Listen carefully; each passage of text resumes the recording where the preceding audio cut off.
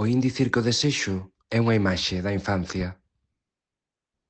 Daquela o meu desexo acontece ao pé dun río, nunha paisaxe asolagada polas augas, onde dous rapaces xogan a rolarse pola herba.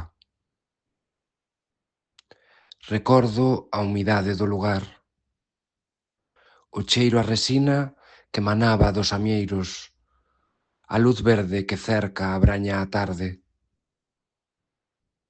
Amparado nesa luz, o corpo do rapaz apertado contra a terra, o meu por riba caéndolle de lado, aterrando sobre as pedras cos xeonllos.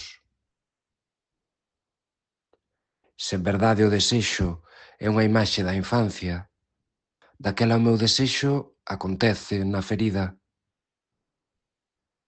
Como fuxir do lugar en que o prazer se estanca e fermenta, fermenta. Como se baleira a memoria para ser por fin un home novo.